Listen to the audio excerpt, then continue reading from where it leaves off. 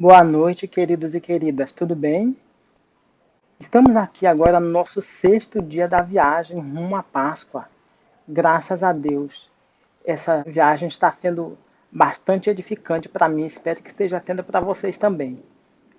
Hoje nós vamos conhecer mais uma profecia que foi cumprida nessa passagem do Senhor Jesus aqui pela terra.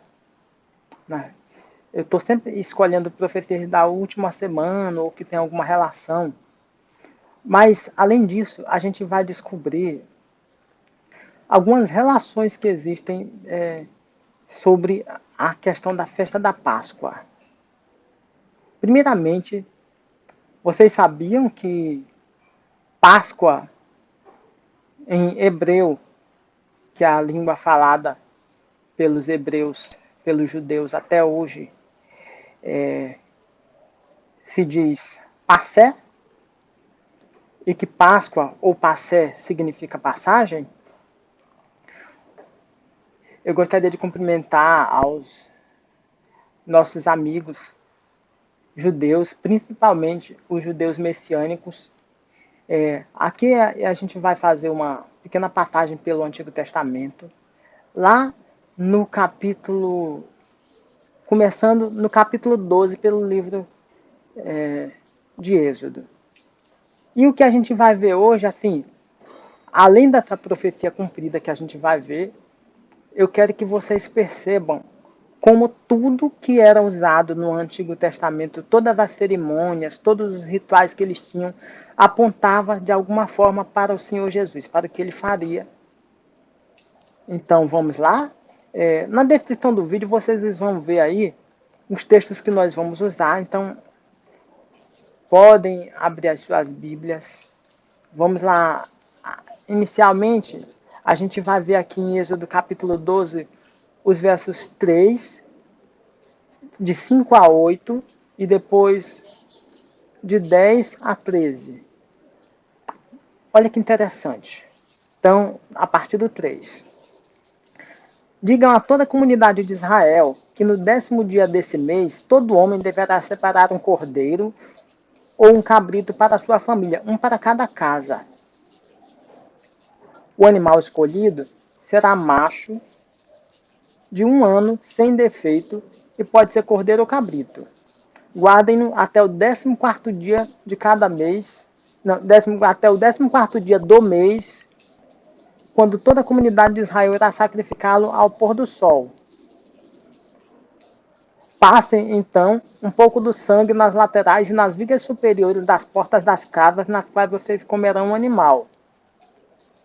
Naquela mesma noite, comerão a carne assada no fogo, com ervas amargas e pão sem fermento. Aqui, gente, que coisa interessante. A primeira coisa que a gente observa é a questão do cordeiro, que já é lógico, né? O cordeiro, ele simbolizava Jesus. Mas sabe que é interessantíssimo disso aqui? Quando Jesus foi preso, era exatamente o 14º dia. Esse mês, que é o chamado mês de Nissan, como nós já falamos no mês anterior, a Páscoa é comemorada todos os anos no mês de Nissan. Então, Jesus foi preso exatamente nesse 14º dia. E no dia 14 de Nissan. E no dia 15, ele foi crucificado. E a questão do fermento? O que é que tem a ver o fermento? O fermento, ele já apontava para Jesus também, porque simbolizava que, da mesma forma que tinha o pão sem fermento, Jesus, que é o pão da vida, ele é como se fosse um pão sem fermento, porque o fermento na Bíblia é um símbolo do pecado, o símbolo da transgressão da lei. E ele se sacrificou por nós, sem que ele tivesse culpa nenhuma para que nós pudéssemos ser salvos. Bom, aí lá no verso 10. Não deixem sobrar nada até amanhã. Caso isso aconteça, queimem o que restar. Ao comerem, estejam prontos para sair. cinto no lugar, sandálias nos pés e cajado na mão. Comam apressadamente, essa é a Páscoa do Senhor. Naquela mesma noite passarei pelo Egito e matarei todos os primogênitos, tanto os homens quanto os animais, e executarei juízo sobre todos os deuses do Egito. Eu sou o Senhor. O sangue será um sinal para indicar as casas em que vocês estiverem. Quando eu vir o sangue, passarei adiante. A praga de destruição não os atingirá quando eu ferir o Egito. O que é interessante disso aqui? Tudo aponta para Jesus, mas não só quando ele veio a primeira vez, mas aponta também para a segunda vez, porque da mesma forma que o anjo destruidor passou e ele poupou todas as casas e pessoas que tinham o sangue nas ombreiras das portas e nos batentes, o sangue de Jesus também ele nos purifica, não só hoje, mas quando ele voltar a segunda vez, só nós que formos purificados pelo sangue dele, é que poderemos realmente aceitar e ir com ele. Só que uma coisa maravilhosa disso é que todo mundo, isso está disponível para todas as pessoas. Não é só para mim, não é só para você, quem quiser. É um presente. Então, quem realmente não aceitar esse presente é porque a pessoa não quis. Então, vamos lá. Agora, como eu prometi a vocês, a profecia que novamente foi cumprida. Abram as suas Bíblias agora em Zacarias, no capítulo 11, os versos 12 e 13. Olha que interessante. Deus adorava fazer isso assim, porque era uma forma muito pedagógica que Deus mostrava para as pessoas, para que elas aprendessem com mais facilidade. Então, os profetas no Antigo Testamento era muito comum eles darem exemplos através de coisas que eles faziam para ensinar o povo. Então, isso aqui, Deus dizendo ao profeta Zacarias, faça isso, faça aquilo, para que o povo entenda certa coisa. Então, vamos lá. Verso 13. Aliás, verso 12. E eu lhes disse, se acharem melhor assim, paguem-me. Se não, não me paguem. Então, eles me pagaram 30 moedas de prata. E o Senhor me disse, lance isso ao oleiro. É um ótimo preço pelo qual me avaliaram. Por isso, peguei as 30 moedas de prata e as atirei no templo do Senhor para o oleiro. Vocês lembram da história da traição de Judas? Então isso aqui está mostrando, essa profecia se cumpriu rigorosamente, que o nosso Senhor foi traído por 30 moedas de prata. Vamos ver. Seria que eu separei do capítulo 22 do Evangelho segundo Lucas, os versos 17 a 22. E recebendo um cálice, ele deu graças e disse, tome isso e partilhem uns com os outros.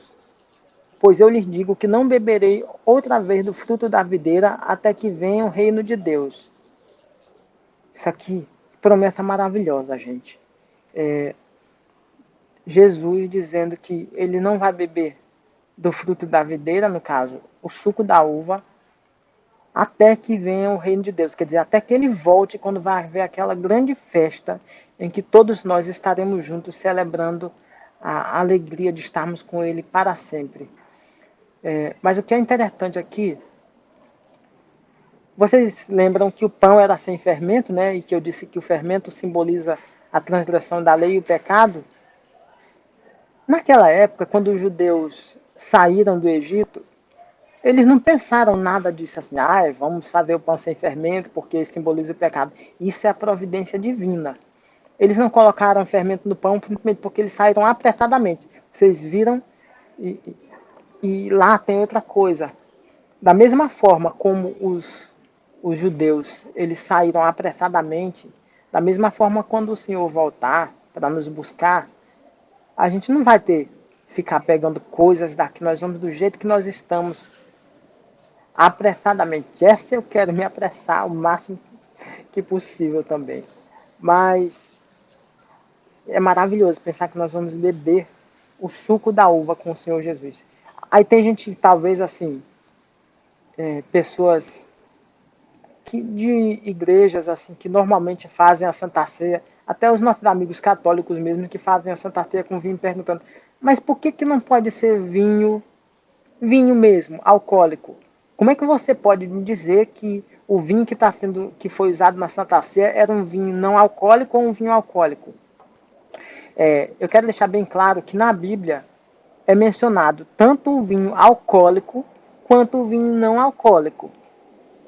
Só que aqui eu creio firmemente, e vocês deverão concordar comigo se vocês analisarem bem, que aqui não era vinho na Santa Ceia, mas era o suco da uva. Por quê? Vocês lembram do pão sem fermento, que simbolizava pecado? O vinho é como se fosse assim um tipo de bebida que de certa forma também é fermentada. Então o álcool do vinho também é um tipo de fermento. Então não faz sentido você ter pão sem fermento na Santa Ceia ou lá na Páscoa e a gente ter o vinho com fermento. Porque tudo o que foi feito lá era um símbolo do que aconteceria aqui na Páscoa, quando o Senhor Jesus ele fez essa aliança conosco. E agora, aqui vem o verso 19. Tomando pão, deu graças, partiu e deu aos discípulos, dizendo: Isso é o meu corpo dado em favor de vocês. Façam isso em memória de mim. Da mesma forma, depois da ceia, tomou o cálice, dizendo: Esse cálice é a nova aliança do meu sangue, derramado em favor de vocês. Então, repare, o Senhor Jesus, que foi uma pessoa sem pecado, ele disse que o corpo dele era o pão. Que a gente já viu aqui que esse pão que ele está dizendo é a mesma relação que tem lá com o pão do Antigo Testamento, que era um pão sem fermento, da mesma forma que o Senhor Jesus foi uma pessoa sem pecado. E o vinho, da mesma forma, representando aqui o sangue dele. Um vinho sem fermento, porque o Senhor Jesus também não tinha pecado. E aqui o Senhor Jesus confirmando que ele já sabia que ele ia ser traído e por quem ele iria ser traído. No verso 21. Mas eis que a mão daquele que vai me trair está comigo sobre a mesa. O 22. O Filho do Homem vai, como foi determinado, mas ai daquele que o trair. Agora, no capítulo 26 de Mateus, a gente vê aqui como é que foi essa situação em que Jesus foi traído. Então, um dos 12, chamado Judas Iscariotes, dirigiu-se ao chefe dos sacerdotes e lhe perguntou: O que me darão se eu entregar a vocês? Eles fixaram o preço, 30 moedas de prata. Olha como a profecia se cumpriu rigorosamente. Desse momento em diante, Judas passou a procurar uma oportunidade para entregá-lo. Agora, gente, eu queria fazer uma breve reflexão com vocês. A gente viu que o Senhor Jesus se sacrificou por nós, que ele não tinha pecado, não precisava, assim, entre aspas, assim, não tinha nenhuma obrigação de fazer o que fez por nós. Fez porque nos ama e porque queria nos resgatar. Vejam só o que diz em 1 Coríntios, capítulo 5, versos de 6 a 8. Isso aqui está falando de uma situação que o apóstolo Paulo encontrou de errada na igreja dos Coríntios e ele já fez uma relação com qual seria o pré-requisito para as pessoas poderem comer a Páscoa do Senhor, conforme o Senhor Jesus disse que eles tinham que comer e beber a Páscoa em memória dele até que ele viesse. Tinha alguns pré-requisitos, né? Ó, o orgulho de vocês não é bom. Vocês não sabem que um pouco de fermento faz toda a massa ficar fermentada? Livrem-se do fermento velho para que sejam massa nova e sem fermento, como realmente são. Pois Cristo, nosso Cordeiro Pascual, foi sacrificado Por isso, celebremos a festa, não com o fermento velho, nem com o fermento da maldade e da perversidade, mas com os pães sem fermento, os pães da sinceridade e da verdade. Ou seja, quando a gente aceita o Senhor Jesus como nosso Salvador pessoal, tudo aquilo que é imoralidade, vocês podem ler esse capítulo de Coríntios depois todo para vocês perceberem melhor. Todo tipo de imoralidade tem que ser banido da nossa vida, porque nós aceitamos um Senhor que se sacrificou por nós e ele é ciumento, ele não tolera esse tipo de imoralidades, falta de sinceridade, etc. Queridos, feliz Páscoa, que o Senhor Jesus esteja sempre com vocês e amanhã, com a graça dele, nós estaremos de volta para mais um vídeo, ok? Até amanhã!